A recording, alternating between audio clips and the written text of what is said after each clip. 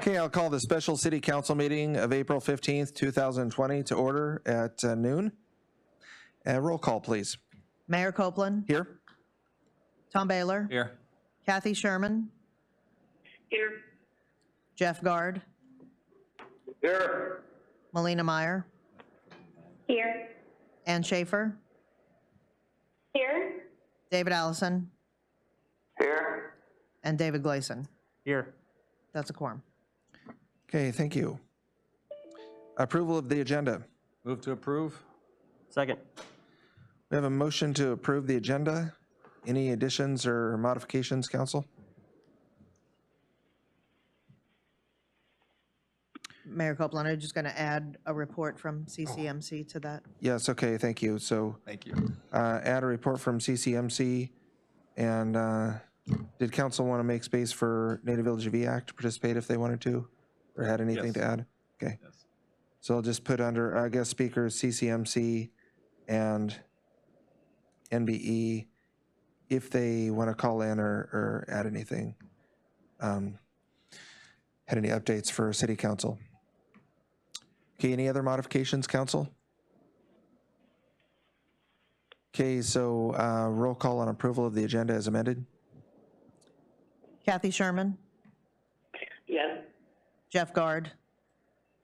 Yes. David Gleason. Yes. Melina Meyer. Yes. Tom Baylor. Yes. Ann Schaefer. Yes. And David Allison.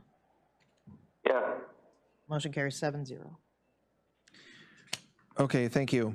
Does council have any conflicts of interest or ex parte communications to disclose?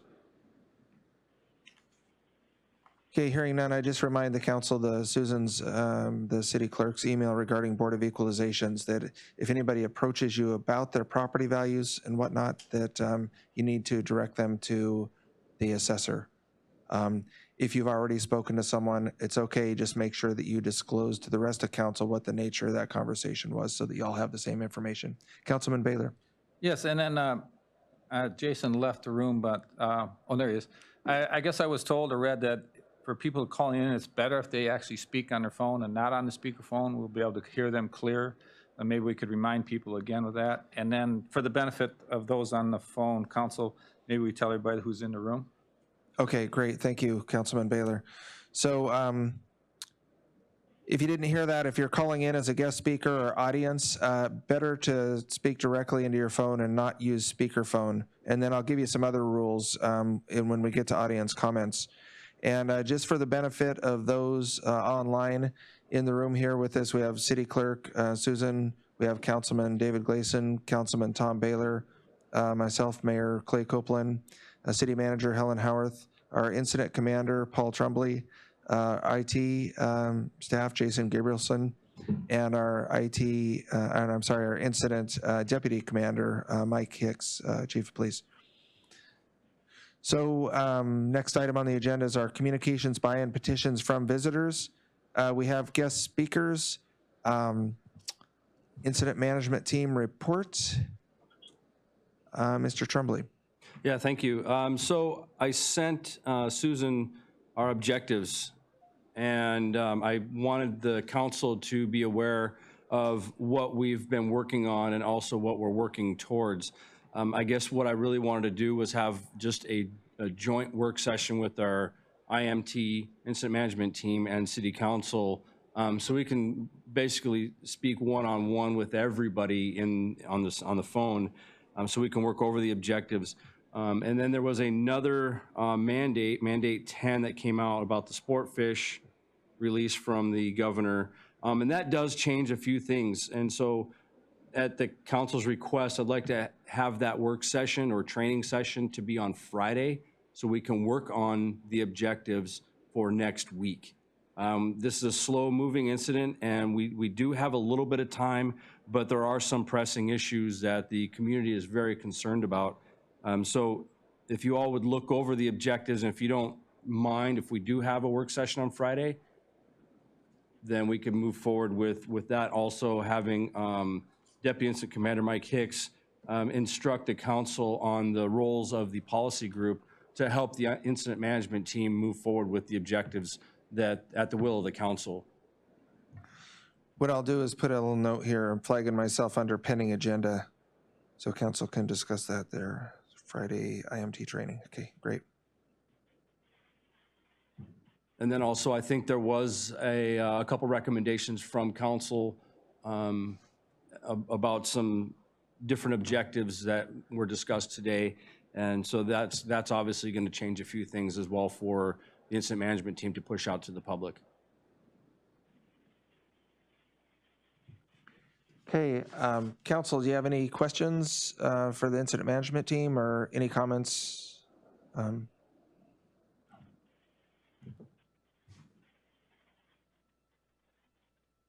Yeah, this is Selena. Yes, Vice Mayor Meyer. Yeah, I just had one question. I don't know if it's Paul or who's the best one to answer the question, but the question about the COVID testing. From what I understand, residents and non-residents, their test results will be reported on. So if there is a positive test, it will be reported. But I was curious if people refuse to get a test but are showing all the symptoms, that won't be reported. Is that correct? I don't know about the refusal part, but what I do know is that if we do receive a positive test, the city of Cordova and the community will know about that. I know there was some questions about non-residents being tested, and then that number counts towards like Washington or Oregon or Florida or wherever. The community will know. We'll get that information from the CDC once that information is passed to us. Okay, thank This you. is Dr. Yutzi. That is correct. That if somebody declines to be tested, that will not be put out. Thank you. Thank you, Dr. Yutzi, and thank you for reminding me that we do have medical staff available for the call. And council, Helen and I are reaching out to make sure that medical staff are available at your meetings as you requested. So just a reminder though, Councilman Meyer, HIPAA doesn't allow us to name names. We can say so many tests, so many individuals, whatever, but okay, just wanted to clarify, thank you. And I'm just gonna go ahead and go through the list. It doesn't mean you have to comment, just for efficiency, I'm going through the council list here so you can comment. Councilman, or ask questions of your incident manager. Councilman Allison. Yeah, I don't have any questions for Paul. Thank you. Thank you. Councilman Sherman. Not at this time, thank you. Councilman Guard. None now, but thank you for your involvement. Councilman Schaefer. Hi, yeah, I just have a comment. I just wanted to say thank you for I think the increased communications with council have really helped. That list that got sent out from the incident management team showing what you've been working on, and then also the things that you're working towards, I think will be really helpful when we get questions from the public just about like, are these things being thought about? So yeah, thank you. It's been really helpful. Okay, thank you. Councilman Baylor. Yeah, I do have some questions, and I don't know, Paul, if you're not prepared to answer this, that's fine, but a lot of discussion has been rotated around the incident that happened down to the harbor. So I'm assuming you guys take a look at this, your staff, you kind of go over what happened and analyze it. So could you walk through the public a little bit about, so we know somebody complaining or sick, you guys prepared your staff, they went down, they grabbed the individual, a determination was made that there was not a virus, and they left. I mean, that's the short version of it. So could you walk it kind of like a tabletop, had a person come in tomorrow and they had the virus, I mean, the same kind of scenario, you took them in, what would be the procedure then? Because I would assume the people that are on the boat would have to be quarantined. How would that happen? Is it like they come in, this gentleman's sick, or you guys don't leave this vessel? If you're not prepared to answer it now, but this will be a question later. Yeah, we Okay. can definitely write something up and bring something back to the table for that. I think it would help to put, because these are the questions we're getting, and so if I can go back to that incident, because there was a lot of like, there was already rumors, but the minute you went down. There's a lot of what ifs. So, yes. Yep. So you're going to know if somebody's got the virus or positive, I should say. We won't know. Well, when you know. Yeah. I'm sorry. When you do know, everything gets kicked in. The community will know. You'll be out there doing, I would assume, contact tracing, that sort of. Mitigation, yes. Yes, Yep. all of those things will kick in. So the point is if, like in this last instance, there was no positive case, there was no need to run out. I don't know. I'm trying to parse my words here. Is there a way to say, oh, it's clear? Or because you had people run around and say, oh, I heard this and I heard that. How do we communicate that? No, we don't have to say names or what it was. Are you getting what I'm trying to, and you can deal with this later? I think we understand what your question Yeah. is and your concerns. Yes. Yeah, it's just, how do we go about that? Chief Hicks will speak on that real quick.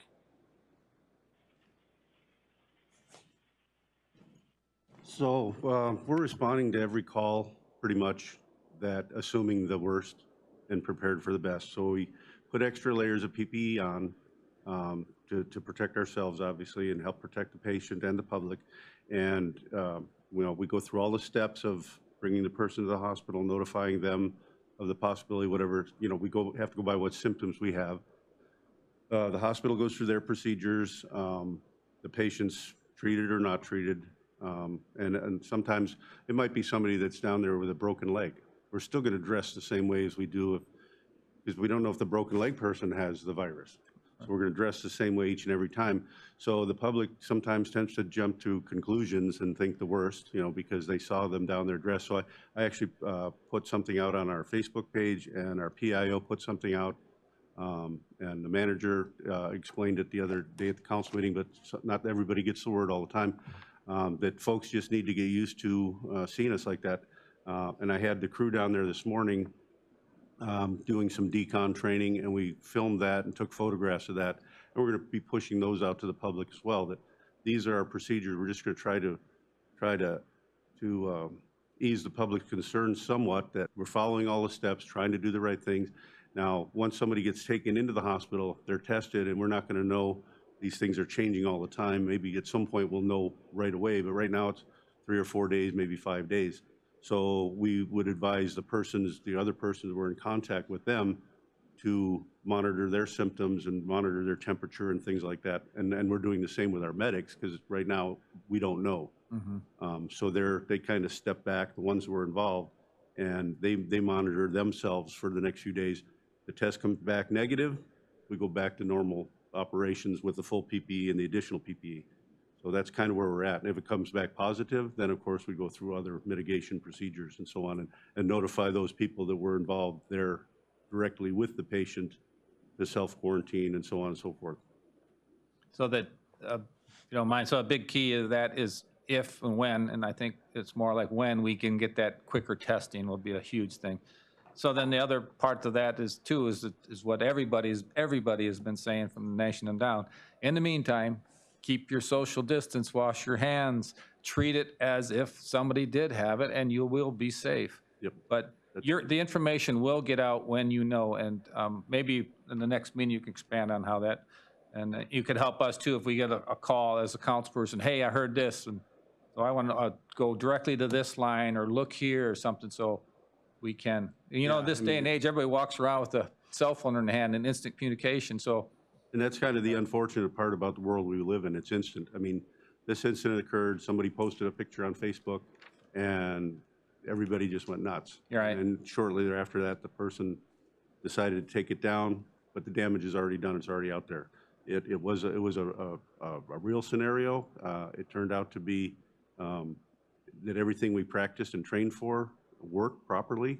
We learned a few things from it, and we learn things from every incident we go on. So it's going to be work in progress, and we're just trying to do the best we can to keep everybody as safe as we can. But we're transparent. Whatever we can share with the public, we'll share with the public. Whatever we can't, we just simply can't for legal and HIPAA violations, things like that. Right. I appreciate that.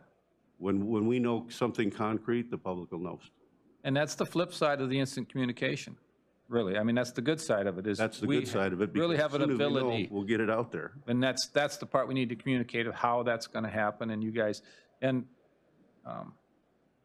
we've, the public needs to understand that you guys are developing these things. I think there's a lack, I think I can speak for a lot of people, there's a lack of communication of where you're at, and some of us behind the scenes can see that you're doing a little bit more, but we're hesitant to say they are doing X, Y, and Z. That needs to come from you guys. This objective to ensure health, safety, and community promote economical stability, I don't know if you want that out, but it could be,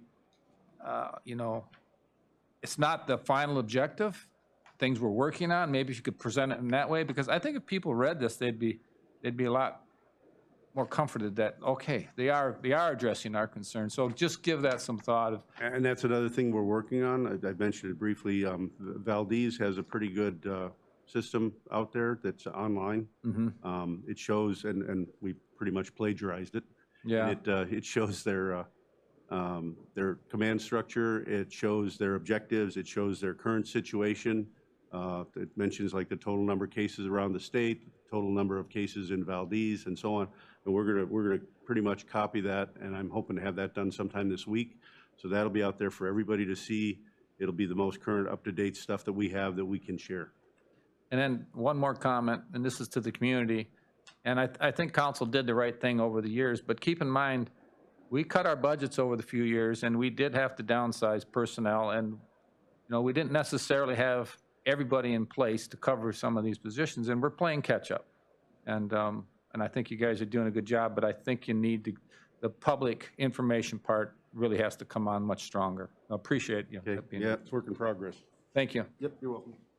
Also, what I want to make it very clear that all these documents that come out of the incident management team in the city of Cordova, if they're not mandates and vetted by the lawyers, these are working documents. So when people post these on social media and really start picking it apart, you're really not doing any good for anybody, because we know that these are working documents and things will change.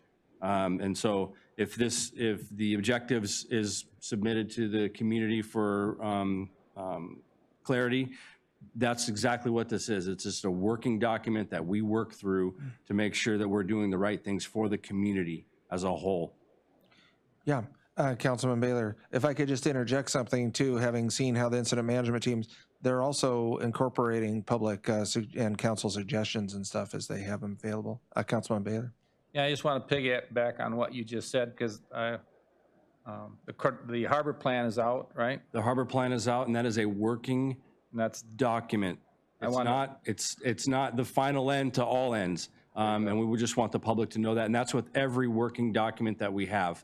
All the plans that we are putting together, all the plans that will be put out for public information are working documents. It's not in stone. It doesn't mean that that's only what we're going to do.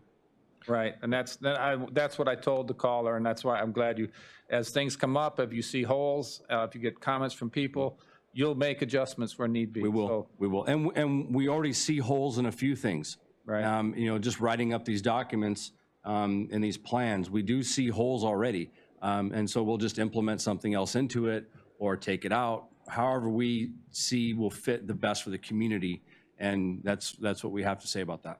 And one more comment is, this is what every businessman or woman does when they run a business. You start out with a plan, you see what works, you see where your holes are, if you want to call them that, and you adjust. And so thank you for the information. And it's just like the Mandate 10 that came out with a sport fish document. That's a working document, but there are holes in it that allow people to come to our community free will to sport fish and to subsistence fish. So just know that it's a working document, but there are holes in everything. Thank you. Or any other questions or comments? We still have Councilman Gleason, and I want to make Councilman Baylor's done. I just wanted to interject one more thing to remind the public essentially that Cordova Prepared at yahoo.com is the way to get those comments and suggestions. Just put right in the subject line, harbor plan suggestions or something. And that's the quickest and best way. Calling all your councilmen, calling me, trying to get a hold of incident command, not only does it slow them down, but it actually slows down the opportunity to get it quickly incorporated into those plans. So really trying to pull everything into this incident command structure, because that's exactly what it was designed for: efficiency, accuracy, so forth. Is that all, Councilman Baylor? Well, hog the mic one more time. No, yeah, you have it. Go ahead. And another meeting. advantage is, you know, if you go back onto the YouTube site for our meetings that gets put on, you look at some of those, you've got 1,200 views, 800 views, 300 views. What a way to get the information out. People are paying attention, they want to know. And when they hear it directly from you guys, instead of out there, and when somebody's told something, they go, no, go back there and play between Right. this. That is so powerful. So I would recommend getting, you know, all of our council meetings, if we can get updates, even if you have to say no changes. I mean, it's a great way to And communicate. that's also a work in progress. Like Chief Hicks was saying, that we do have a plan to come out to better instruct the community on what we're doing and give that information out, that I think it'd be a little more clear. I know Valdez has that website out. If you go to valdez.com, you pull up their incident, they've got a beautiful diagram and things like that. We're working towards that. Unfortunately, Valdez has a bigger pool of people to work, and they've got more money than us. And so, you know, we're doing the best we can. Okay, Councilman Gleason. Yeah, just one thing. We're meeting with NVE tomorrow, and I was going to ask Helen and Susan to put this attachment B into that agenda. I would also like just the amended attachment B, because we're going to discuss some of the things that are on here that might help protect Cordova.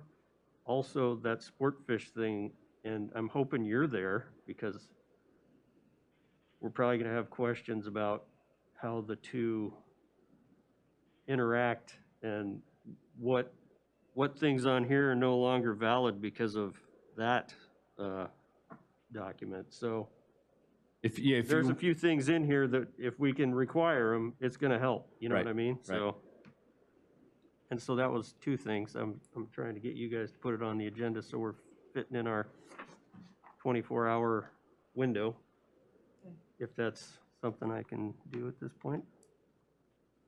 And then your document, we'll need to find that, drum that This one baby up. too? The sport fish one that I haven't seen, that apparently Is a state mandate The or? state mandate and it kind of 10. rains on the parade here, I guess, a little bit. So we'll need to see that and see how bad. And it's just, it's working through the problems. And that's what we're designed to do. That's what the incident management team is designed to do, is work through the problems and come up with solutions. Not necessarily to say, no, we can't do something, but we will try to do something. Yeah, So. it'd be nice if we're all three in the same room though, so we're not doing something that's Absolutely. wasting time. Absolutely. Wasting. And I think it'll also help with coming up with objectives, you know, during our work session. So. Cool, that's it. Okay, I do have one more. Councilman Baylor. Yeah. Wow. Go ahead. Well, you know, it was brought to me by a concerned citizen and who knows these plans very well. But actually, it was a good point, and I'm just throwing this out there for you and your team to think about. You know, we are as everybody said, we are the test case. We're the first fishery. And if this thing goes south on us, that's going to be repercussions for all the fisheries in the state. So with that in mind, I think getting somebody, I don't know if you want to call it a strike team, getting somebody involved, getting a hold of AML and getting a hold of Trident and kind of getting these letters out, going out to the government or their task force, say, look, we are the first ones operating. If you let this go south, you know, this is what the implications are. And by the way, we need masks, we need this, we need that. You know, whatever your medical team says you need or what you need, you know, and attack them that way. Because we are the showcase. If this goes south, this is going to be national news media. And I think if you drive that point home to them, you know, it wouldn't hurt. And it's another front to maybe get some stuff. But and maybe you're on that already. But just throwing it out there. We have a really good group of, we're going to call friends within the state of Alaska that we've been working with. A lot of them have actually come to Cordova, and we've actually trained with them, our Alaska Shields. You know, they know Cordova, they love Cordova very much, and they're trying to do everything they can to help us through this process. So yeah, your concerns are exactly right, and these were my concerns back in March. And you know, beginning of March when we first started, that Cordova is the first test case. And when I made the phone call to the state of Alaska about the fisheries and the operator documents and the small operator documents, they were like, well, we're basically focusing on Bristol Bay because they got their group together and started raising flags and things. And I said, well, look, guys, we're first. And it kind of light bulb clicked and went, oh yeah, Cordova's first. So they're on our side as well, trying to help us through this process.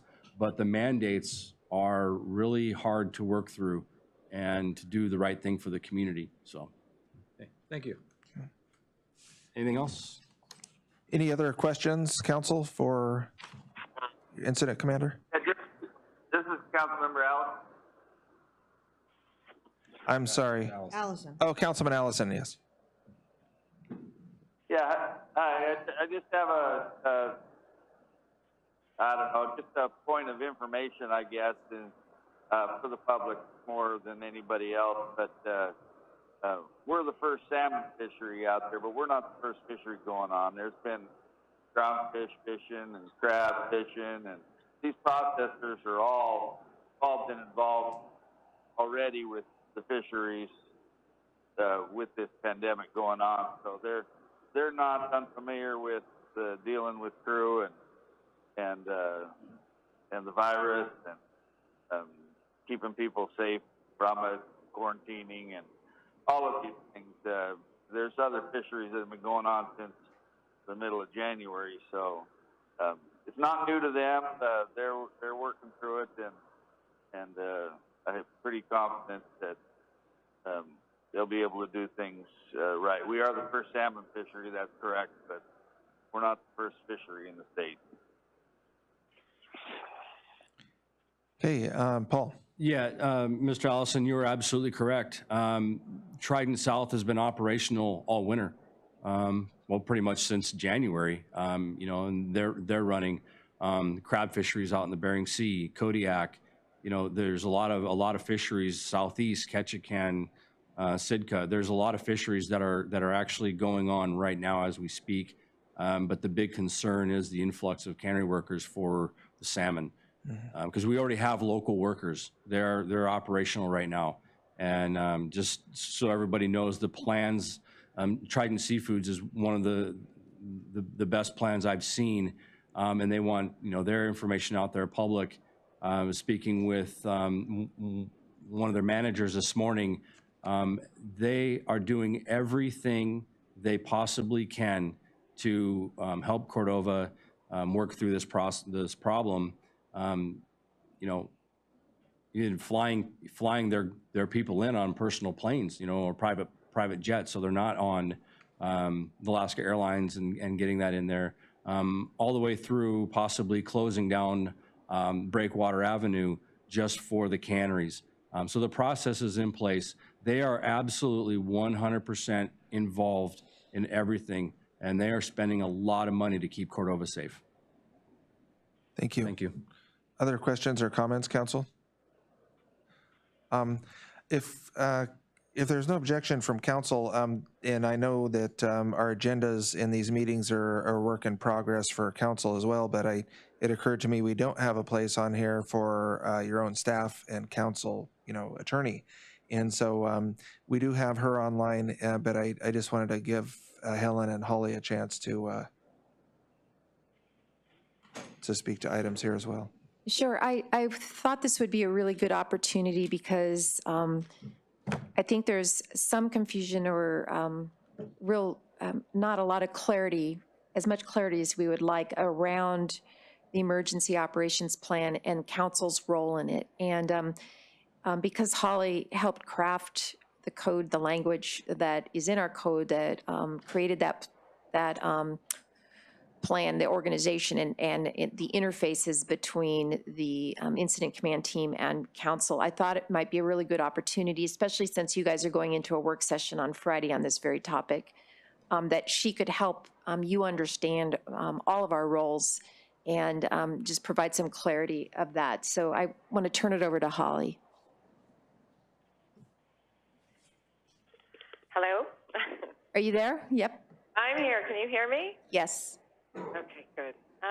So I think it might be really helpful. A lot of times with these emergency operations plans, there's words like policy group and incident commander and unified command that are thrown around, and depending on the emergency, they don't necessarily have real meaning that we can understand and put into practice. So I think it's worth 5 minutes of understanding that structure so everybody feels like they know what they can and cannot do. And so one of the things that's different about this particular emergency is it involves, it's long-lasting. It's not like snowpocalypse. We have one incident that occurs in a very small window, and then your incident command team and emergency operations are working to solve the problem and get you back to status quo. Instead, it is likely the city will be operating under its emergency plan for the foreseeable future.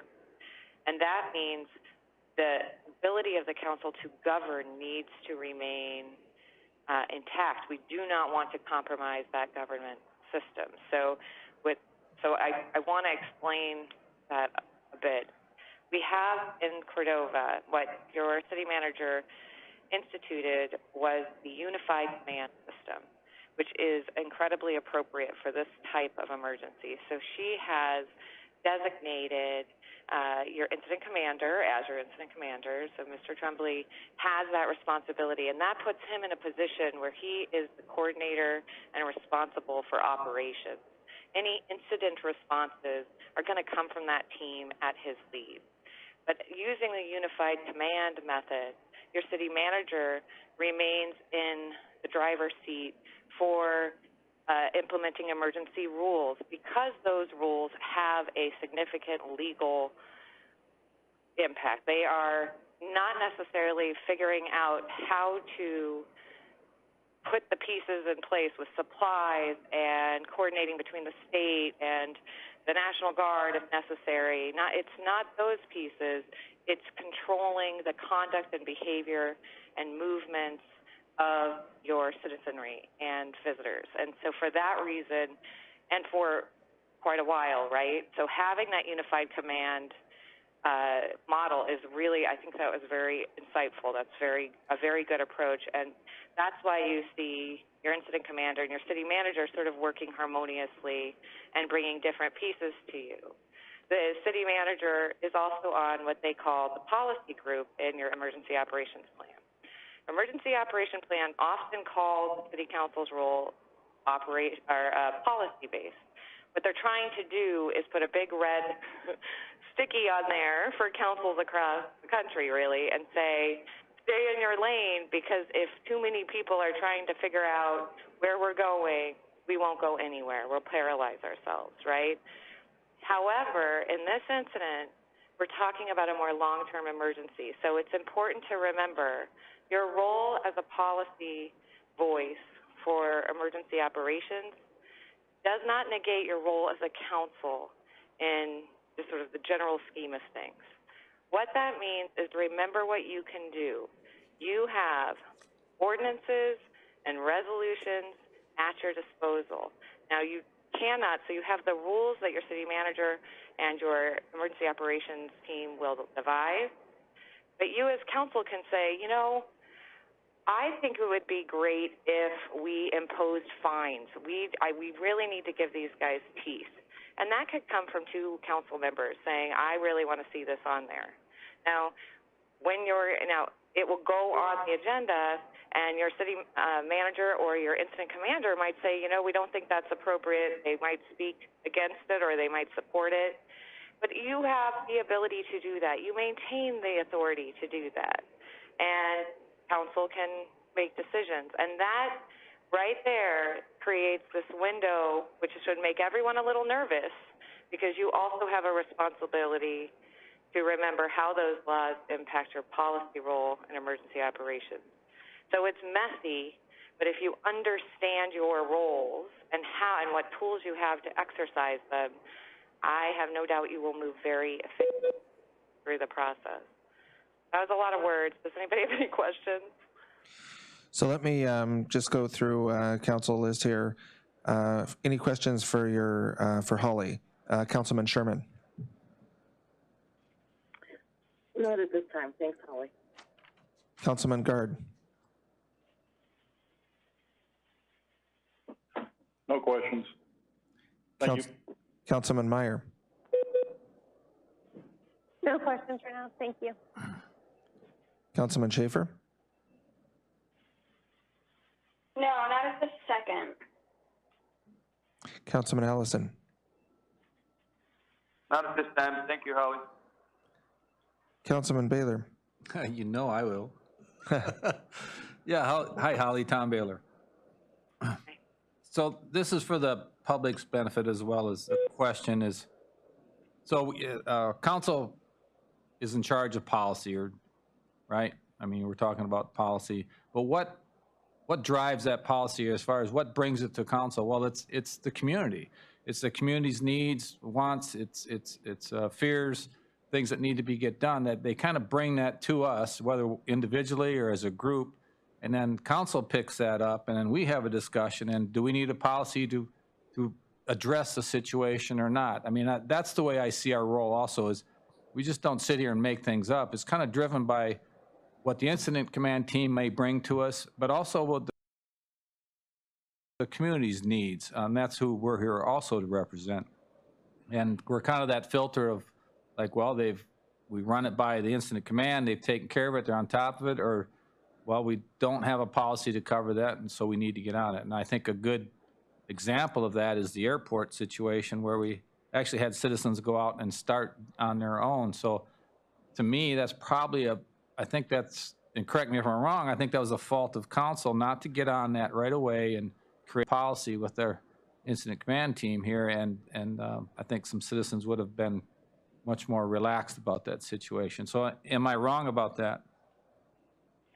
No, I mean, I think you make a good point. So basically, the council moves at the speed council moves. There's introduction, there's meetings, there's public notice, and public moves right along with you, right? You're representing them, they're part of the conversation. So if you want to talk about, say, closing the airport, then council moves at the speed at which it moves, and it talks about that in a way that has all of the normal pieces we have with that. The emergency operations plan, incident commander, and the city manager move at the speed of light. That's how to think about it. They need to, because they're dealing with an emergency. So they're going to do what they need to do, and they can't have council standing in the way of that. And I don't mean to be disrespectful, but really, they have to move fluidly and efficiently. So council continues to move at their regular governance speed, and that ensures that the public is heard and that these bigger issues can be brought separately. And that's what you've done. So I think we're saying the same thing, Councilmember Baylor. I think it's important for the public to know they still have their outlet, and council still has their lawmaking authority, even if they have this policy rule. Okay, thank you, Holly. Councilman Gleason? Nothing. That was pretty clear. Thanks, Holly. Any other questions for Holly? Okay, and I think she'll be on the line here available if more come up, or available for us to call her. Helen, anything, did you have anything you wanted to share about anything you're working on for? I just want to share to everyone, if there was one thing I have taken away from pretty much every recent council meeting, whether a special session or a regular meeting, is that we have not been doing as good a job communicating to the public or to council as we should. And to that end, I hired a public relations crisis communications specialist yesterday, who will now be working closely with our public information team to make sure that the communications that all of you so need are being adequately addressed. So I hope you will find that The lack of communication is a bygone problem, and we will move forward and be on it. So just wanted to let everybody know, we acknowledge, have heard you, and believe we've found a solution. Thank you, Helen. And then just already that's going to pay big dividends because these are talking points. I have interviews with Seattle Times this afternoon with Alaska Public Media so that we can communicate the positive work that council and the incident management team's doing, but also remind them, this is a great community and not lose the positive messages as we work through this. Well, and Tom Baylor here, and to the public out there, that's what leadership is. You identify the problem, and you come up with a solution, and you act on it, and that's what the city manager did. So I think we're in good hands here. So I'll get back on the agenda, but we'll remember to include staff and council for you city council's access during these special meetings. So before we go to audience comments regarding agenda items, we do have a couple of guest speakers here. Your CCMC Authority Board Chairman, Greg Meyer. And thank you for your patience, Greg. Are you there? I am. Can you hear me okay? Okay. Yeah, so a report maybe, and then we'll open it up for council questions. The floor is yours. And thank you. I want to thank council for adding this to the agenda. I appreciate it. And I think along with me, we have Dr. Sanders and Dr. Utsi for some comments and questions. And I just want to let everyone know that CCMC and Alonca are working well together to get equipment, the PPE, and staffing coordinated for this pandemic. And just let everyone know that the doctors are communicating daily, meeting formally and talking daily, and so there's good coordination going on there. And and Barb and Kim have been working hard with myself, and we've been trying to find some funds.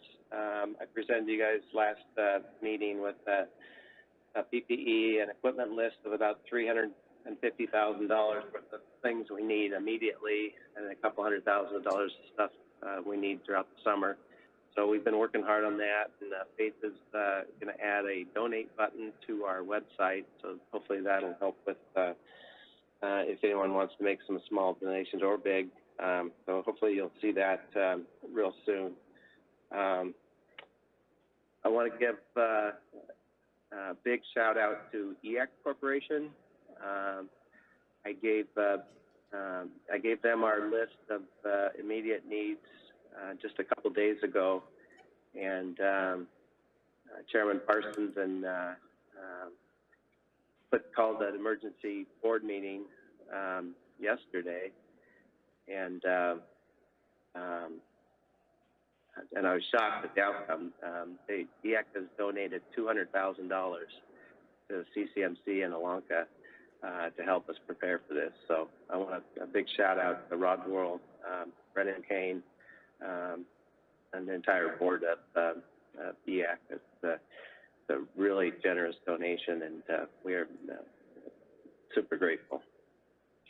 And we also have, as I stated before, $90,000 the state has says they're going to give us. We have $50,000 grant from the Murdoch Foundation. We have put in, Kim spent some good time, and we put in for the PPP grant, and that's $1.15 million, and we were approved through the local bank here on that. We may still be waiting for SBA approval, but anyway, it looks like we're going to get those monies. So that's we're working on the funding part of it. Also, this might be off topic, but things are going well with NVE communications, and we got our FERS numbers back, and I can say that for another council meeting, but looks better than we anticipated. And anyway, that's some good news. So that's all I've got, and I think the docs, unless you have some questions for me, I think the docs are on the line. So I'll wait here for questions. If there aren't any, let the doctors speak. Thank you. Okay, thank you, Greg. Medical team, Dr. Sanders or others online, did you have anything you wanted to share with council? Yeah, this is Dr. Yuti. Dr. Sanders wasn't able to make it today, so she asked me to kind of attend. We have been meeting on at least by email once a day and on a phone call once a week or even twice a week to kind of try to bring things together. I also want to let council know that we do now have the rapid testing capabilities here in town. So if we do think that somebody needs a more rapid test, if they had recent travel or if they're really sick or something like that, we can always do the rapid test here. It's a little less sensitive than the ones we send out to the large laboratories, so those still get sent out even with a negative. But we may be able to say if somebody is positive or not fairly early at this point in time. And we both have machines here at the Blanca Clinic as well as over at the hospital right now. Did you just say they have Abbott? Great, thank you. So, this is Dr. Sanders. I am actually also here. If you guys have any questions, we will be glad to. Thanks. okay, thank you very much. I'll go to council questions. Councilman Schaefer.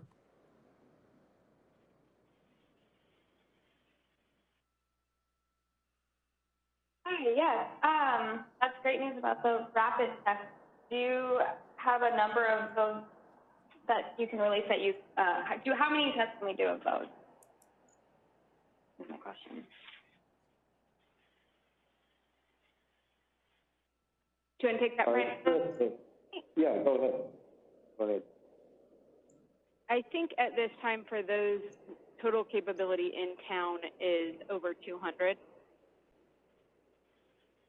So, which I feel is a very strong number. I think that's great. Well in terms of our testing capability. Great, thank you. Okay, that's all, Councilman Schaefer? Councilman Sherman? Yep, thank you. Thank you. I don't have any questions at this time. Thank you, Clay. Thank you. Councilman Meyer? Yeah, thank you. I really appreciate both of you guys making the time to call into our council meetings. I did have another little question about people maybe coming in with all the symptoms and them refusing testing. I was just kind of curious, how would you treat someone that comes in that seems like they have all the symptoms but refuse a test? If I could address this, I think it is so important right now for everybody to support people coming in and getting tested and helping us identify cases. We want to work together with people to keep the whole community safe. And I know some people might be nervous to get tested, so I can understand. Maybe they would be afraid of the consequences of finding out. Hope that we can change that thought so that everybody feels like the best path forward is knowledge, so we can keep people safe, isolate people when we need to. And the information, the testing gives us will enable us to keep everybody a little bit more healthy. So as much as we can all just start encouraging our friends, family members, friends as they're coming in, to just be open. The medical community is here to help us get information and all stay safe. We are not going to be, this information is not going to negatively impact people. It's not going to shut down fish processing if we get a positive. In fact, we want to be able to identify those early so that we keep everything flowing as safe as we can. Okay, thank you. I appreciate that positive message, and I would encourage anyone to get tested.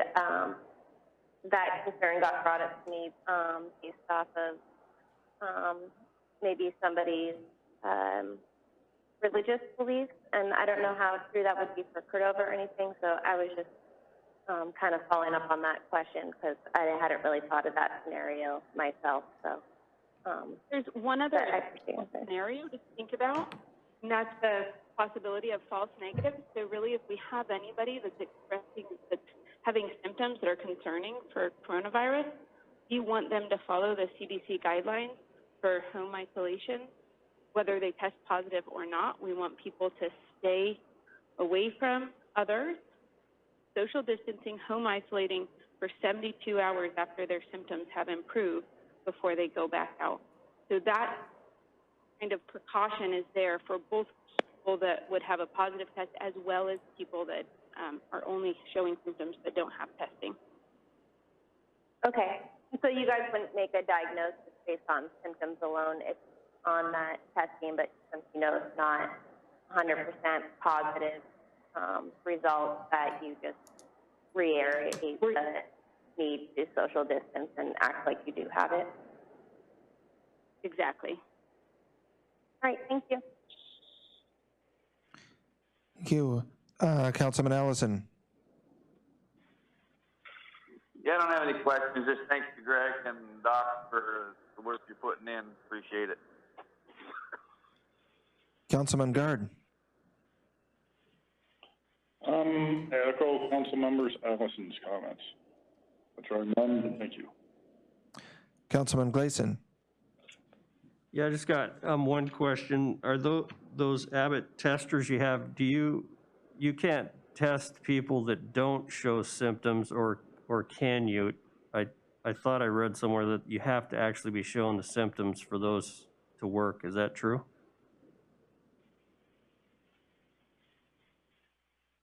Brian, do you want to take it or do you want me to? Yeah, I can. So we aren't testing people that are asymptomatic at this time.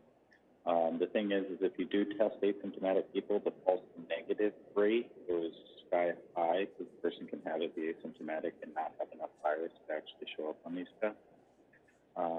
That being said, the recommendation now is to test people that are having symptoms and that need kind of the rapid result with these particular rapid tests. That may change. Things are evolving and changing. We're still sending labs off to the state lab or even commercial lab.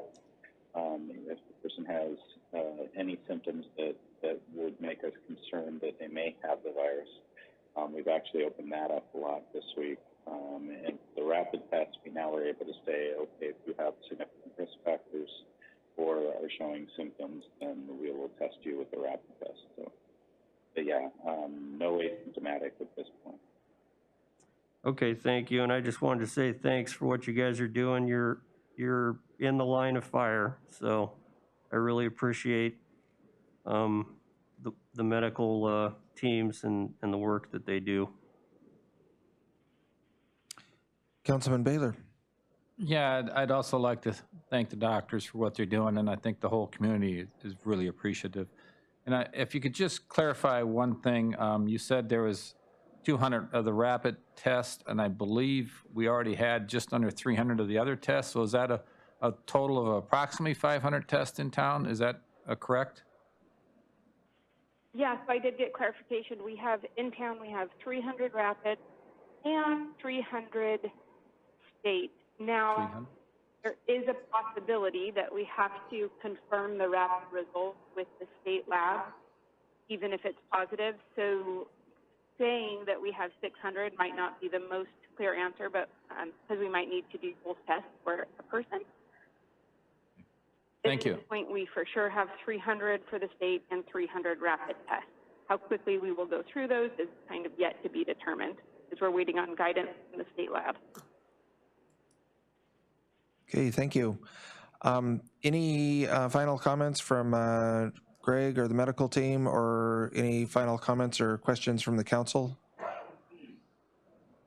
Just thank you to Greg for reaching out to EAC Corporation. That's outstanding. Thanks for taking that effort. Okay, thank you. And thank you, medical team. We'll let you get back to work. Do we have any representatives from Native Village of EAC on board that wanted to contribute or have any updates? No, the city council just wanted to leave those lines of communication open, so we're not expecting communications today, but just wanted to make it clear that their city council is collaborating with the tribal council through these proceedings. So I expect a lot of audience participation, and I'm just going to call a quick 2-minute recess, and then we can go into audience participation, and I'll give that phone line right now is 253-6202. I'll remind anyone who calls in to mute the YouTube in the background. The first thing you're going to hear is on-hold music, and just stay there and wait patiently. And then when you're called on, mute your YouTube. You have 3 minutes of comments. That's just 1 3-minute presentation, so please try to be succinct and hit the high point that you're trying to communicate to council. And then when you're done, please hang up. We can't go to the next caller until you've hung up your line. So again, you'll call in 253-6202. You'll be on hold. When we answer, state your name for the record clearly, please, and then let me acknowledge you. And speak into your phone. When you go to speakerphone, it makes it very hard for us to hear you. So speak into your phone, and then you'll have 3 minutes, and then please hang up when you're done. If you exceed 3 minutes, I'm gonna interject and gavel you down, so please be courteous and keep within your 3 minutes. So thank you. I'm gonna call a 2-minute recess, and then we'll go to the phones. Okay, so we're ready to take audience comments regarding agenda items. There's really not much on the agenda, but audience comments.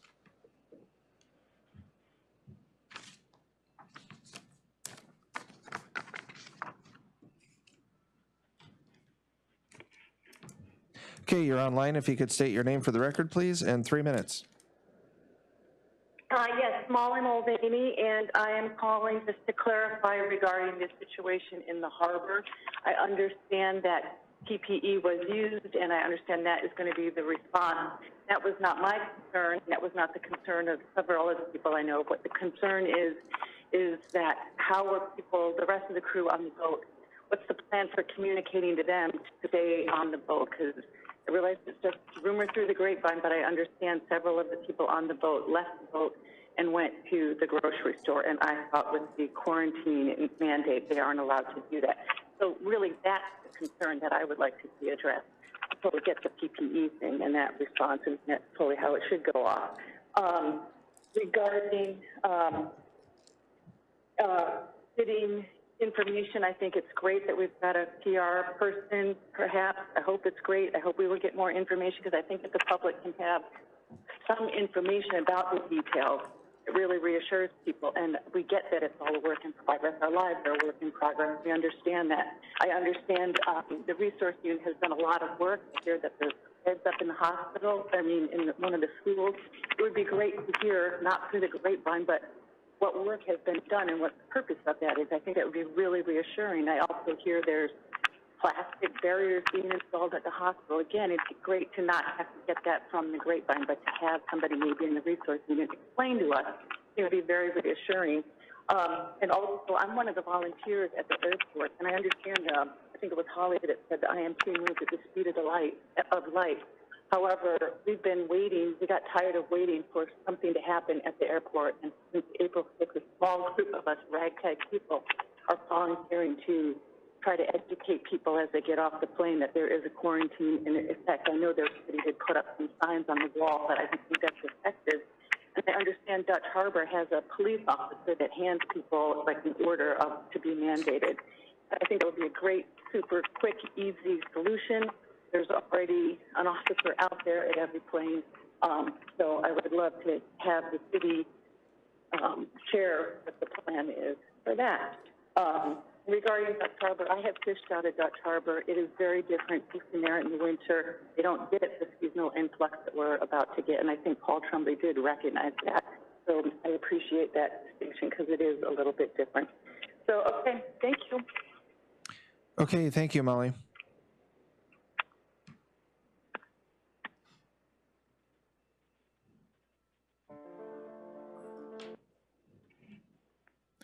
Okay, next caller, you're on. If you could state your name for the record, and you have 3 minutes.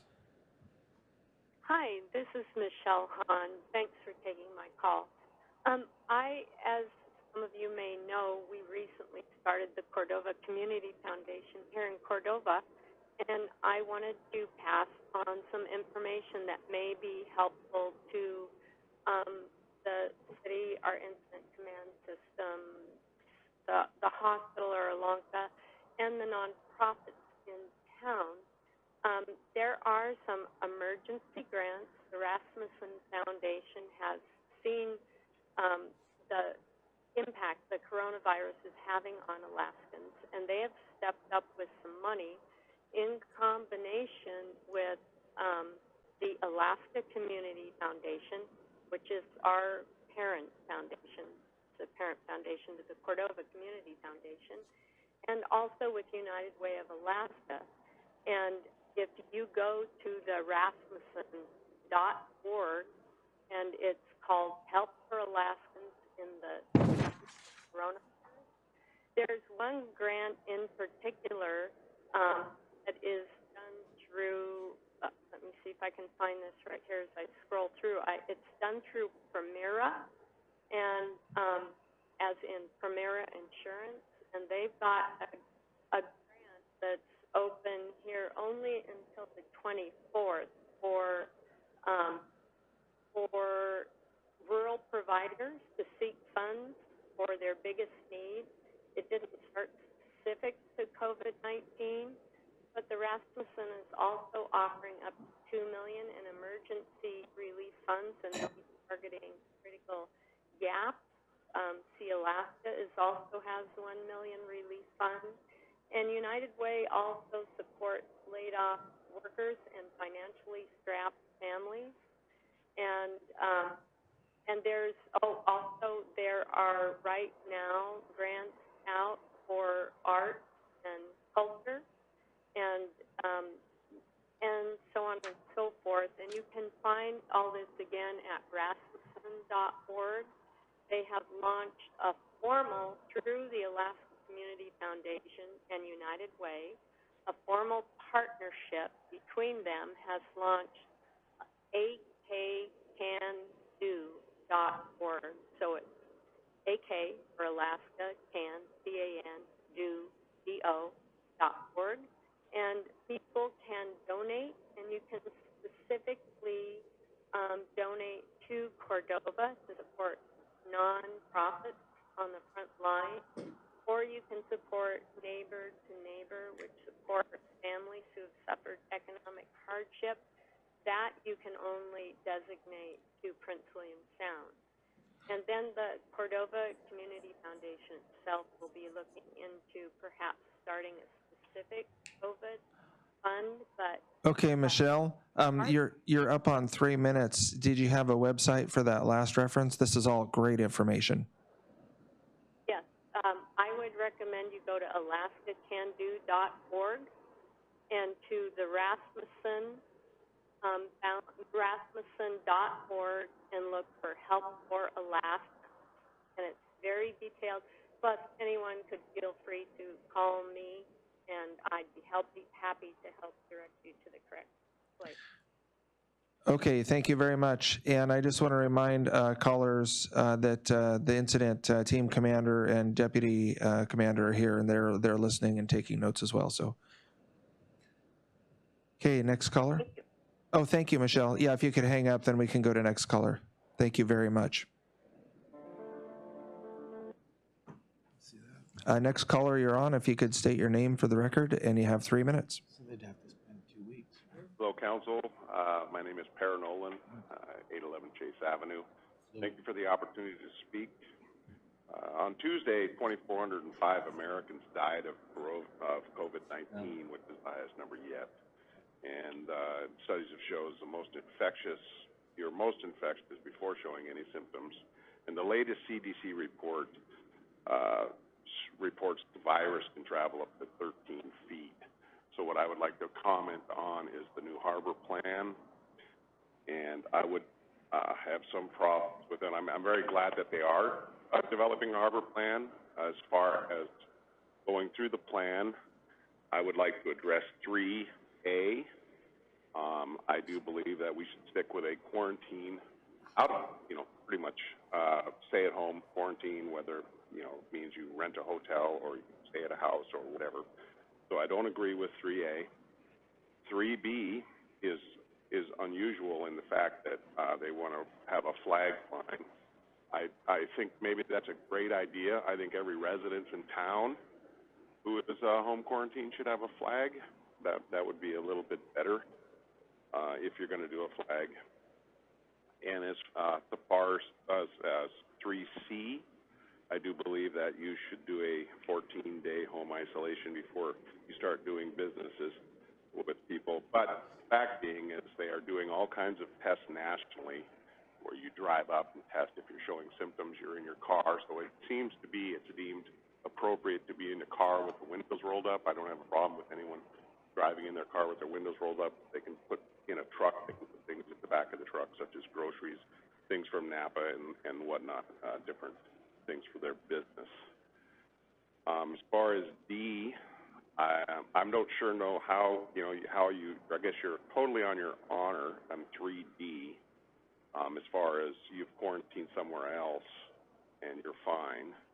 I'm not sure how that would work.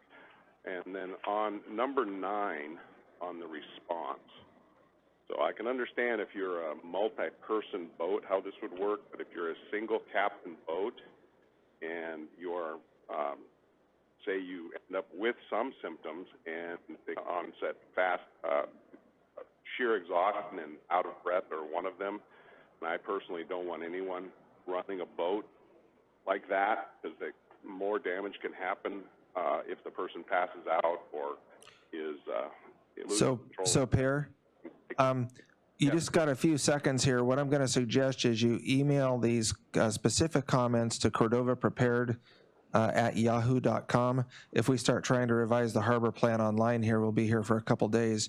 But I want to give you that was my suggestions. You guys can go back and listen to the recording. Okay, gotcha. Suggestions. And then also on the Anchorage is hunkering down until May 5th. Princess and Holland America have canceled their seasons, which is a $375 million law, the state, which is, pretty substantial, but they realize that that's a problem. As far as what when Tom was talking, when Taylor was talking with Police Chief Hicks about Saturdays, I don't see people not being concerned. I do feel that if everyone who goes on an ambulance call is going to be tested for COVID-19, then this might not be possible, but it would have been a simple statement if there was a non-COVID related incident wherever, whether it be the harbor. So those are my suggestions. Oh, and my biggest one. Okay, well that's 3 minutes, Per. I got 3 minutes here, and we have others waiting. $25,000 to buy tests. So ask the Marketing Association for money. That's let the fishermen pull their weight. Okay, thank you. Next caller.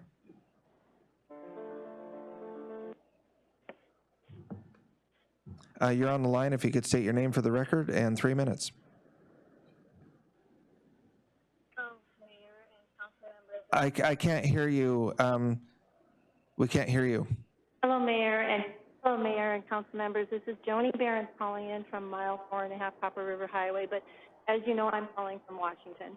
Hey, I just wanted to call you guys again. This is just kind of with some background about the incident command system, and this is more about the flow of information. And I hope I don't come off as sounding at all like somebody who knows everything about incident command. I don't mean to do that at all. But I just wanted to encourage the council members and the community to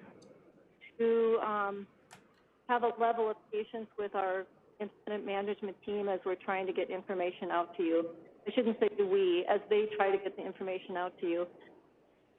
So for many of you, you know this, but for those who might not know it, I just wanted to let you know that whenever there's information that comes in, they have to go through this whole process. And they have to, of course, vet all the information. And then after they vet all the information, they have to send it to the incident commander because they have to make sure that everything we send out is with one voice. And of course, you can understand why that would be. To avoid rumors, to avoid duplications, to avoid information that is inaccurate.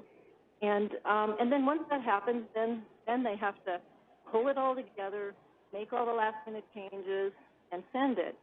And what's happened in this response is that many times, by the time they get to that point, a new mandate has come through, or a new part, there's all these different partners in this and different pieces that are going on.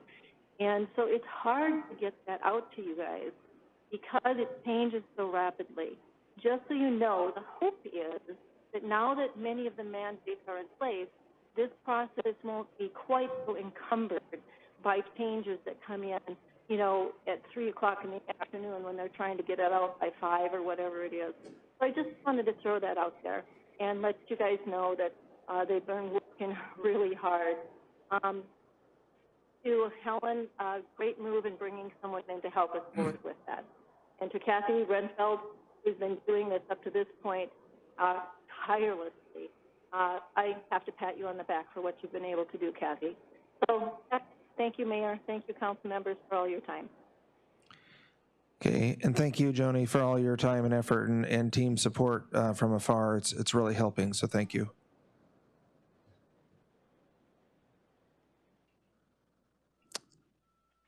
Next caller.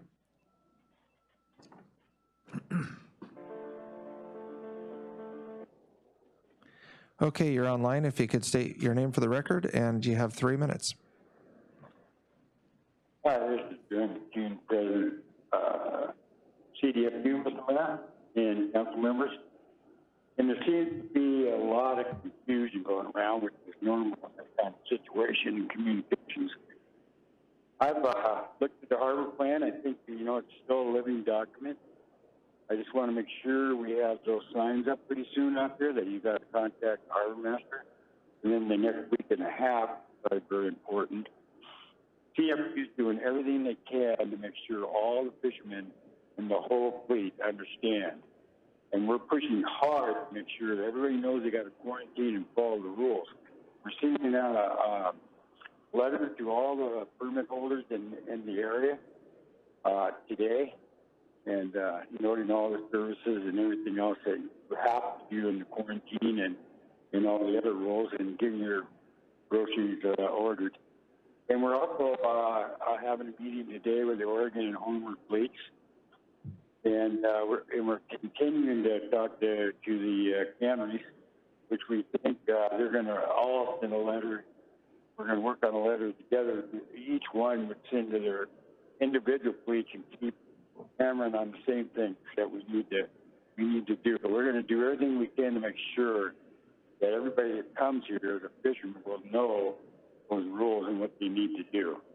So I thank you for your work, and Chelsea's done a great job working with the city. I know that things change back, and as soon as they change, we'll have it out there, and we'll have all the information that we're sending out to the city council so they can read what we're doing, so we can keep you updated.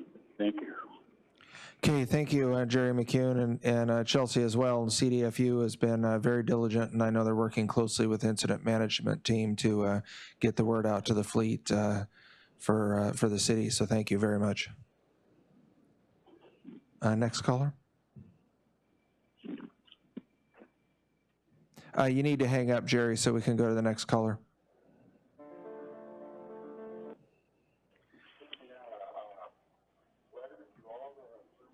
Okay, next caller, you're on. If you could state your name for the record, and you have 3 minutes.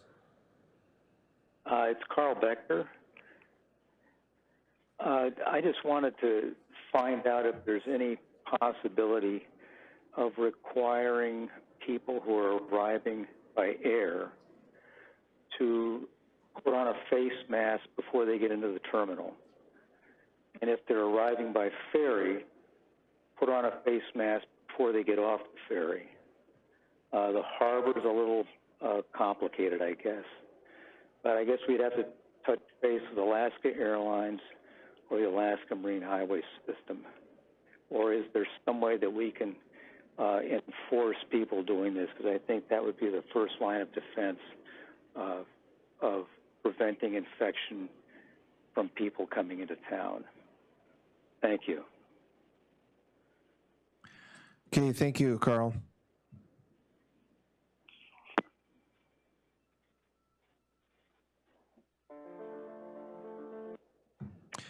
Okay, next caller, if you could state your name for the record, and you have 3 minutes. This is Tanya Harrison at 202 South 2nd Street. Thank you, Council, for hearing my comments. I just wanted to very briefly post a thought that perhaps we could use the Odiak campground as a place for gillnetters who arrive and their boats are on the hard, already on their trailers, as a place to park. There's power, there's water, there's bathrooms. There would be a safe and contained quarantine zone after their 2 weeks. They can launch their boats. It may help with the harbor shuffle. And thank you for sending out that email address to send comments to. I just sent out that email, so hopefully this thought will get spread around. Thank you so much. Okay, great. And I'm sorry, your name for the record again, I missed it. Tanya Harrison. Tanya Harrison. Okay, thank you very much. Thanks. And next caller. Okay, if you could state your name for the record, and you have 3 minutes. Yeah, hi, Bob Smith. I just listened to the meeting and did hear some good news today that the harbor plan is a working document. So that's good news because it needs some work. The other thing I want to mention, in the past, the city has had meter maids and they've had burn pile monitors and run around giving everybody tickets. So yeah, I don't see where it would hurt if we had something like that. So one of the things that I wanted to touch upon is how the incident management team interacts with the public. So this thing that we're doing right now, I think that would be a really good format if the incident team was to do kind of a talk show thing where everybody could listen to the ideas. I'm not saying there's anything wrong with emailing your suggestions, but if we could have a public conversation like this, then it jogs other people's thinking processes so that everybody can come up with good ideas and possibly be helpful. The other thing, I'm still pushing the people should sign in a COVID-related waiver of their HIPAA protections, because that might be real helpful in disseminating information to the public in a situation like we had last week. Thank you. I'm out. Okay, great. Thank you.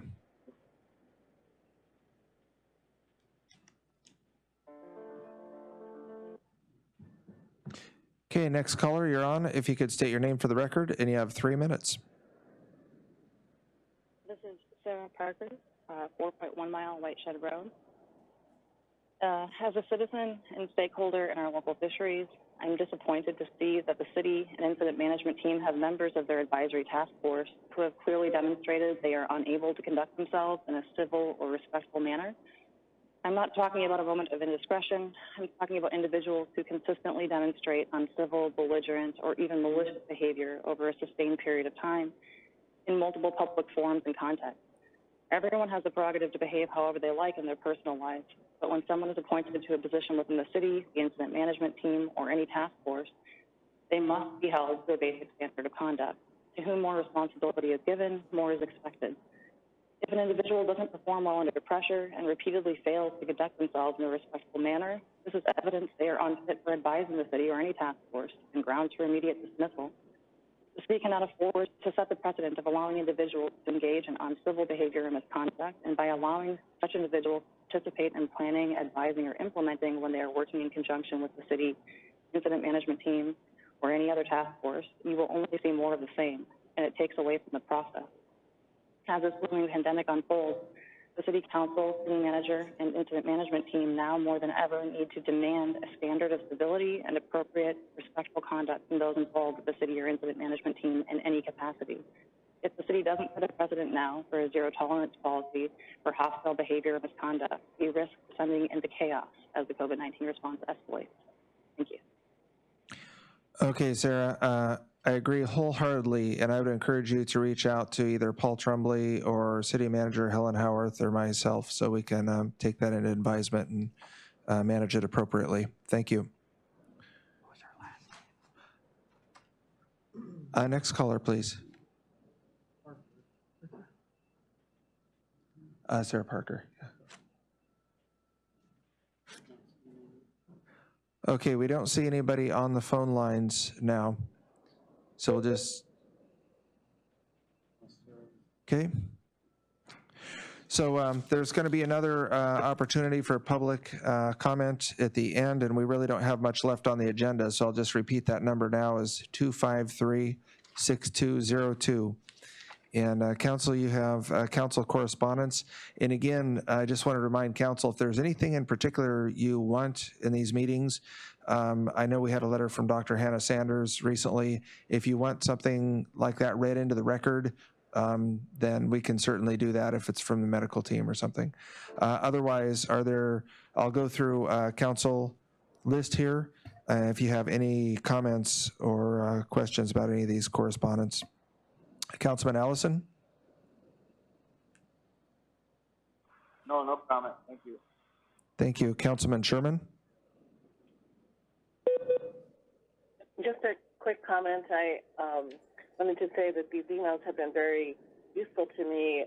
Reading Mr. Stevie's letter made me recognize that he is doing everything he can to make sure his crew and season will be safe. And I appreciated hearing that from him. It was very useful. That's all. Thank you. Vice Mayor Meyer? Yeah, I just want to really thank the public for spending time to write council and these emails coming in. I know we have a lot of emails and calls coming at us, but really thank the people taking the time to out of their day to call us and give us the information. So I really appreciate reading all the correspondences, and just because we're busy doesn't mean we don't want to hear from you. So please send in your letters and call us if you feel like you need to. And also that Cordova prepared one for stuff going on the INT team. But thanks for everybody. Thank you. Councilman Gard?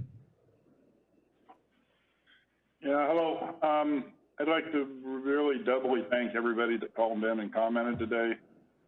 The day kind of sounded like to me the first time I've heard Cordova sitting down and coming up with good ideas for dealing with things in a clear, calm manner together, which has always been, I thought, one of Cordova's strongest points, and it gives me hope that we can come out of this thing well when I hear Cordova working together like that. So it's really our only hope. Thank you, everybody. Have a good call. Councilman Schaefer? Hi, yeah, thank you. Yeah, I'd just like to thank everybody for writing emails and calling in and taking time out of our days.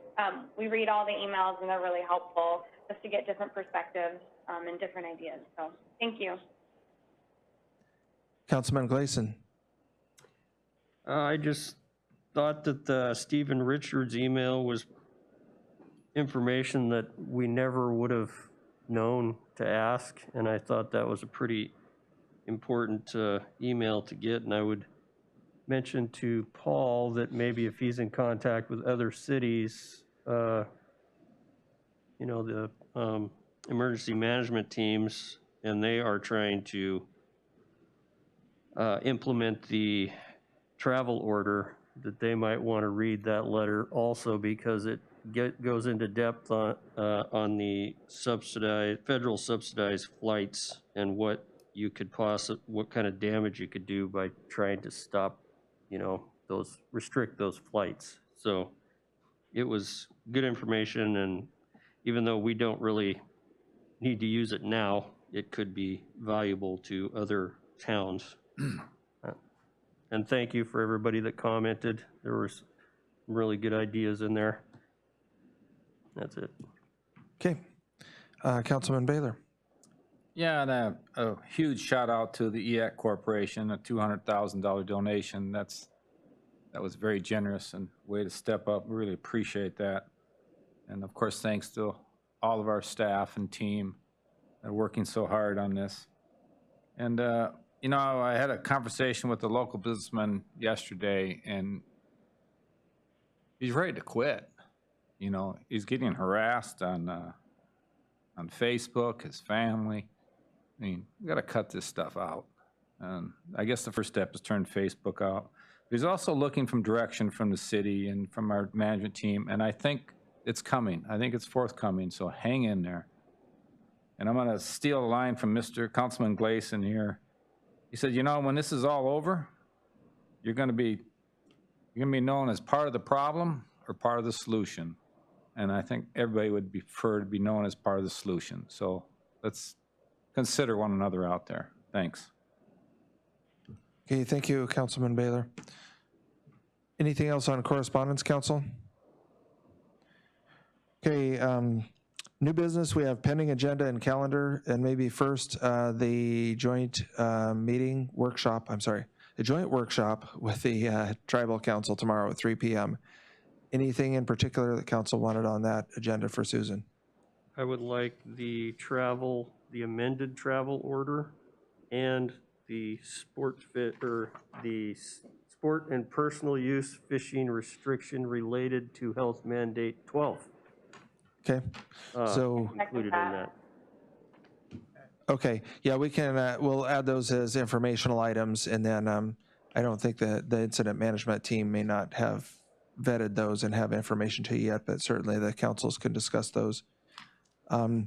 Anything else for that agenda? In that format worked okay? Yes, please. Oh, this is Lena. I'm sure you guys probably already have this down, but I think it would be helpful to have maybe Paul or someone from the incident management team and maybe a doctor on the line as well for that work session, just in case something comes up and either one of our councils want to ask them a question. Okay.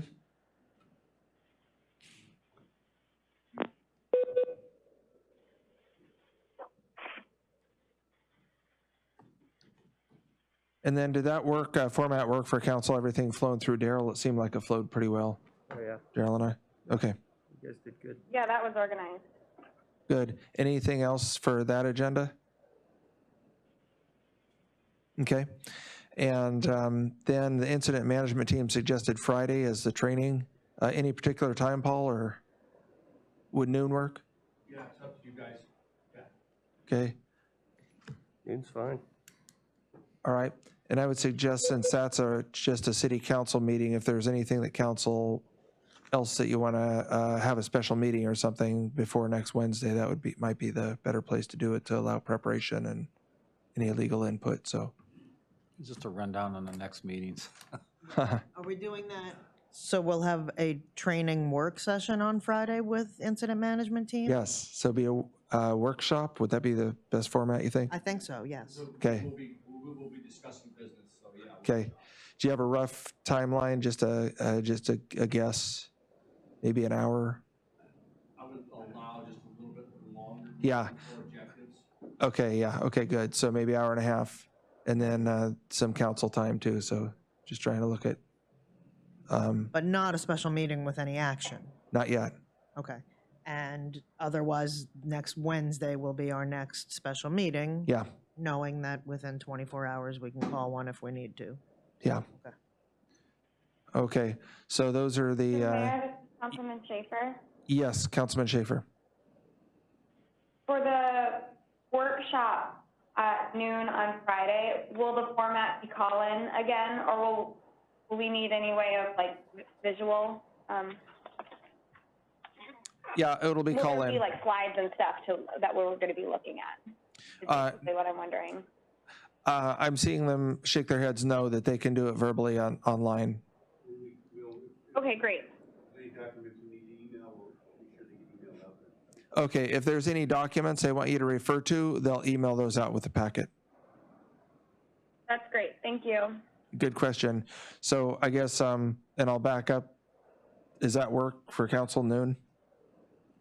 And when is the NVE meeting? That's 3 p.m. tomorrow afternoon is the joint meeting with the tribal council. And then noon Friday sounds like it works for the incident management team training. Okay, council, anything else on pending agenda? Or just, I guess, Chief Hicks, if he could be at the tribal meeting also, in case we have to ask him a question about being able to enforce said mandates that we're gonna maybe be coming up with. Yeah, Paul and I will be there. Okay, Thanks. Okay, I'm sorry. Was that a yes? Okay. Barring incident, I'll be there. Okay, barring incident, another incident. Okay, yeah. Still your chief of police. Anything else for pending agenda, council? Okay, hearing none, we're back to audience participation. That number again, 253-6202. Mute your YouTube. You'll get on-hold music. And then when you're called on, you can state your name for the record and you'll have 3 minutes. And then when you're done, if you could hang up, and please use the telephone itself and not speakerphone to air more clearly.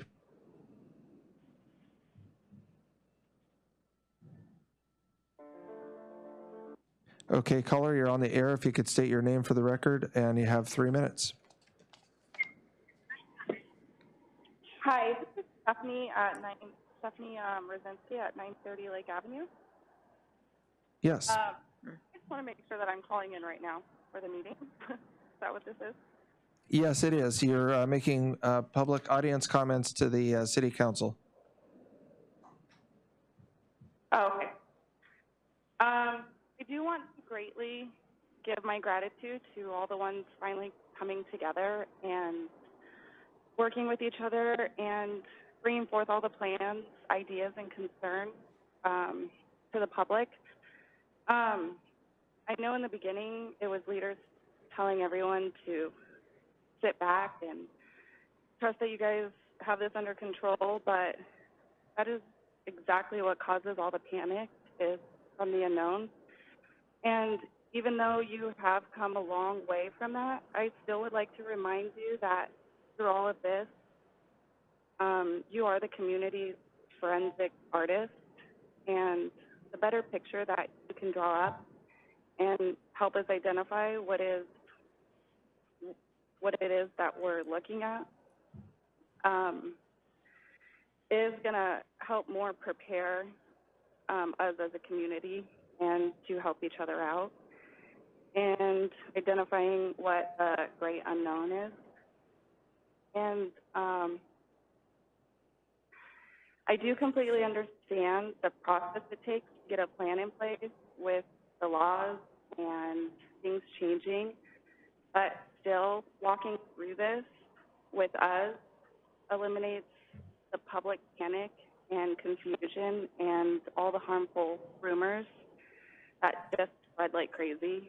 And whatever it is, you guys can tell us, whether it's we're working on this, but give us some time. It's going to better settle this madness, I feel. And like I said in the beginning, you guys have come a long way in doing this for us, and I cannot thank you enough. And it has put a lot of people's minds more at ease.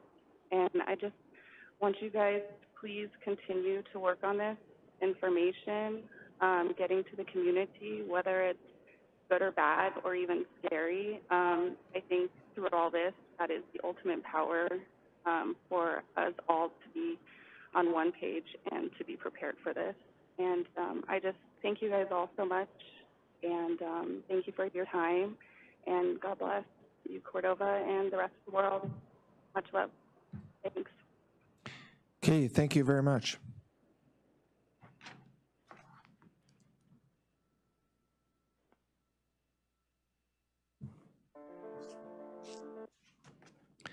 Okay, you're on the air. If you could say your name for the record, and you have 3 minutes. Yeah, this is Luke Borer. I just wanted to make a comment after I heard a statement.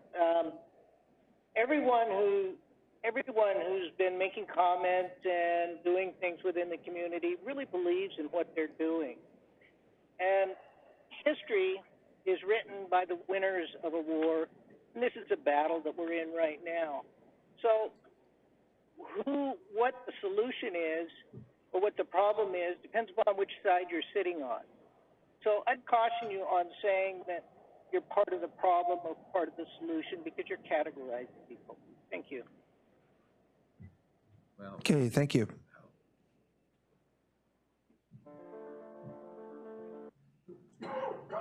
Okay, you're on the air. If you could state your name for the record, and you have 3 minutes. Yeah, hey, this is Brian Mills at 104B Whiskey Ridge Road. I just wanted to make a comment that we've got a lot of really good questions coming in on public comments and also in emails and things like that. And I understand that there's a pretty big process for getting information out to the community, but as someone who mostly just listens to the meetings, you know, I hear people asking questions that I would love to know the answer to.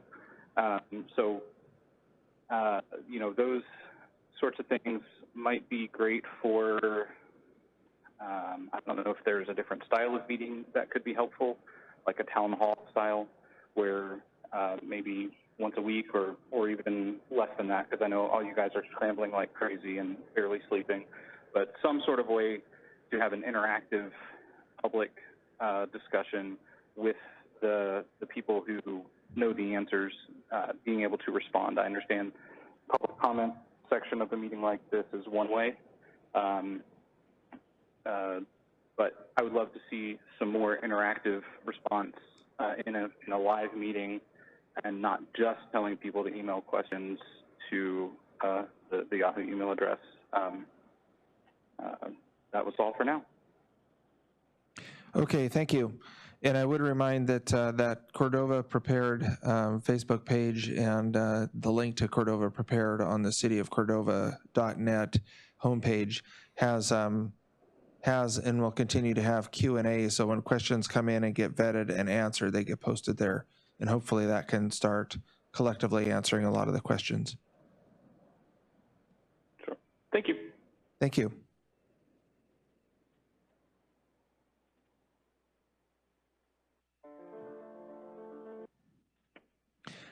Okay, you're on, caller. If you could state your name for the record, and you have 3 minutes.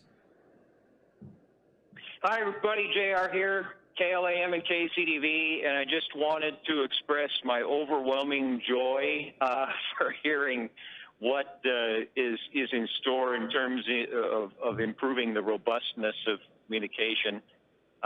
Those of you I've spoken with know I've been pushing for this for a while. It's something we obviously very much want to help with. And it looks like we're getting to that point where we can find the balance, and it's an important balance, obviously, the balance between the need to not put out wrong information, because it's critical that that not happen, but then balance that with the need to put out at least enough information to keep the public up to speed on what's being worked on. Maybe even if every I isn't dotted and every T isn't crossed and all of that, to still just give people a sense of how much is happening. I really want to commend anybody, sounds like it's mostly our city manager, for getting some skilled help in dealing with this, which is not to bring in people that have done this kind of thing before is in no way a slam against our local PIOs or the people that have been trying to get information out.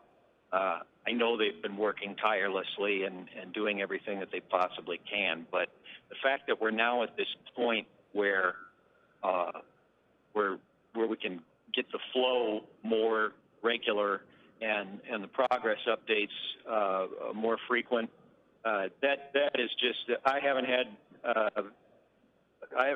felt this enthused about listening to a meeting since I can remember.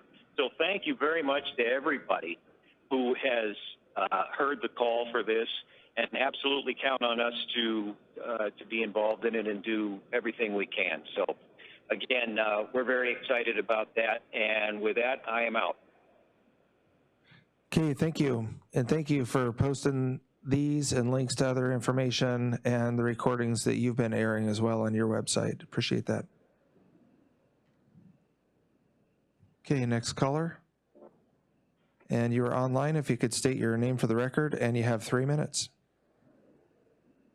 Yes, my name is Danny Carpenter, 507 4th Street. I didn't catch the whole meeting today, so I may be repeating something someone else has brought up. I agree that having information out there like Brian Mills had suggested, if there were whether it's on Facebook or on tally sheet or something where people can look at questions that have been asked and answered, where you're not having to constantly answer the same question over and over, that could be really helpful. Everybody doesn't have access to being online, and especially now that, as far as I know, the library's closed, and that's been the internet for a lot of folks during the summer. I wanted to make one more suggestion. I know they've talked about restroom facilities for the harbor, concern about the harbor bathrooms getting contaminated or being an issue of not being safe to use, and bringing porta potties in. But it seems like that you have the same issue with that. I would suggest maybe for providing a cleaning solution, whether it's hand sanitizer or a mixture of bleach and water. So someone would have to figure out what the proper sanitizer would be. But I think if there were some squirt bottles of something that whenever anybody has to use, whether it's a porta potty or the harbor bathroom, that they could just spritz the surfaces that they're going to come into contact with, that instead of having to have the harbor staff deal with that, on a constant state. But most people would be more than happy to clean up after themselves or, sanitize purposes themselves. It seems like there's a real shortage of sanitizer around town, going in and out of stores and whatnot. And if it meant providing, if it's because there's not the money to do that, then I think the RSBA or CDFU could help chip in on something like that. But that's all I have to say. Thanks for your time, and thanks. Okay, thank you.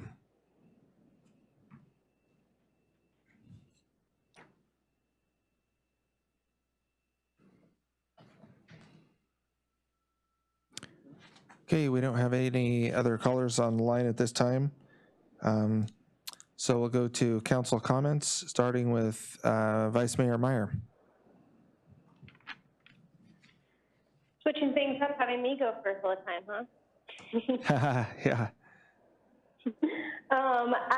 Big shout out to EAC Corporation, donating $200,000 to NVE, Alonca, and to CCMC. That's pretty huge. When I heard that news, I was pretty excited about that, and got me thinking that there's other big corporations out there that have, or other corporations out there that have ties to Cordova that maybe we should be in contact with for other opportunities like that to help with the efforts that we're doing here locally. I wanted to thank Helen for hiring someone to help with getting information out. I think that will be a great help, and we'll see how that goes. And excited for the new website that I know that you guys are working on for COVID. When that rolls out, I think that will be a really good place for people to be able to go and get information easily. I also really wanted to thank everyone that's volunteering and kind of just took it upon themselves to meet the airplanes coming in and handing out information.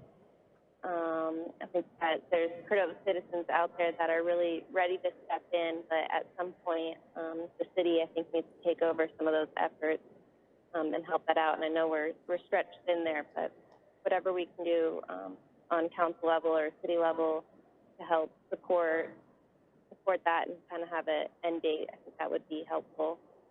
Also listening to all the comments, really appreciate you guys calling in, emailing us, calling us, all that stuff. Really like the town hall kind of idea thrown out there. If we did do one that went there, we might need to think a little on that, how that would go down. But if we did offer something like that, people be able to call in and voice their concerns. It might not be a council meeting or all of us going in, but maybe we could figure something out along those lines.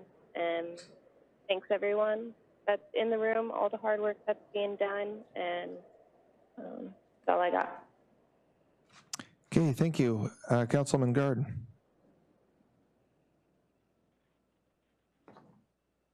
Yeah, hello. Probably the reiteration of what everybody said before, but today really felt like the first time we were all pulling in the same direction together without a bunch of strife or any of that involved. We can solve a lot of problems here locally. I don't know that we couldn't move heaven and earth when we all got our minds together to do it.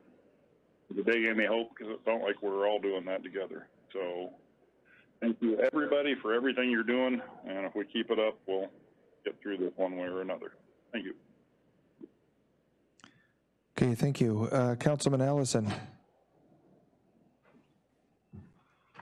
Yeah, thanks for all the comments and emails and such. Always good to get all of the information. Thanks everybody for the work that they're doing. Just like to remind everybody out there that less than a month ago, I was sitting in the doctor's office in Anchorage when they got the call from the state that said voluntary surgeries had to stop. You know, the day before that, I was thinking about going to the movies. I was still able to go to the movies. I was still able to go to a restaurant. Was still, this was all just beginning less than a month ago. This staying at home stuff is, everybody, your time gets messed up, and it feels like it's been 6 months, but an incredible amount of work has gone into the last 30 days, and appreciate all that effort, and just keep in mind that, this is, things have been moving pretty fast, especially for government here, so appreciate that, and everybody keep that in mind that we're, this is just in its infancy, so give us a chance to get there. Thank you. Thank you. Councilman Schaefer. Hi, yeah, thank you. I'd just like to reiterate everyone else's comments. Huge thank you to the EAC Corporation for their generosity. And then, again, a big thank you to staff, the emergency management team, and then all the community volunteers and community members who are all working to keep Cordova safe and healthy. So thanks, everyone. Thank you. Councilman Sherman. Thank you, Mr. Mayor. I just wanted to, I'll reiterate to the funding for CCMC and Alonga is fantastic, and I appreciated Greg sharing the additional grants and funding that they have been either researching or, finding too. So that's just incredible initiative. I really appreciated having the doctors call in and legal counsel too, both very useful today. We are coming up to speed in a short amount of time. And I really wanted to thank Helen for the website initiative. I think as I answer some of the Cordova Prepared Yahoo emails, one of the continual comments I hear is that both Facebook and the city sites are really difficult to use. So I hope we can come up with a clean website that is easy to use, and we can put out all the answers to these questions people are being asked. I think it's doable. I think it's easy, and I'm glad that we're started in that direction. And that's it for me. Okay, thank you. Councilman Gleason. Yeah, just thank Helen and Susan and Clay and everybody that keeps these meetings going. I would make one comment about Cordova's past history with some pretty bad stuff. In my lifetime anyways, we faced botulism For those of you that have lived here long enough, you will remember what that was. It was some canned salmon. Somebody died from it, and then nobody wanted canned salmon. And, you know, it literally tore this town in two. People moved out of town. A warehouse was burned down. There was, I myself followed Beaver Nelson around in a jitney and did donuts in his seine every set, trying to scare fish out of his net because he was a scab. And we went on strike, and it just tore this town up. And then we had the oil spill, and that was devastating. We still are facing repercussions from that with no herring fishery. And people have to remember that was a third of this town's income. That was a huge hit. One thing we didn't have in those two instances was Facebook. So Facebook does damage that we have a really hard time controlling. And I would caution people about what they're writing in there. And I would also caution about the personal attacks on people. We can't control what people write, but you certainly can as an individual. And, you know, we're gonna survive this, and we all have to live together on the other side of COVID-19. And I hope that people aren't losing friends over being on one side or the other. You know, I disagreed with Councilman Meyer on Ordinance 1186, but she defended her position better than anybody else could have. And I appreciate that. She's a smart councilwoman, and I appreciate that. Even though I don't agree, I still appreciate that, and I appreciate her being on council. So we can disagree and still get along. So my advice is please think twice before you start attacking people on Facebook. As far as my comment about how history judges us, whether being part of the solution or part of the problem, City Council and the IMT are included in that also. I guarantee you we will be judged more harshly than anybody else. And I was making that as a general comment, not attacking people for writing letters or sending suggestions into City Council. I read them all. And I personally get letters from people that I've known for a long time. They don't really have a lot of good things to say about what I'm doing, but a lot of this stuff is generated by fear, and you get a pass for that in my book. This is something we've never dealt with. We've never dealt with something like this before. Everything else we could see. It was in front of us, and we could deal with it. We can't deal with this like that, and I'm still hoping to be friends with all those people afterward. I don't hold any animosity against them and I read their stuff. So we just gotta make a good effort to get along through this. We're finally coming together as a team with City Council and the IMT as these incidents happen, just like the oil spill. People were out on their own personal boats taking oil out of the water with 5-gallon buckets because they didn't know what was going to happen, and nobody was telling them what was going to happen. That's what happened during the oil spill.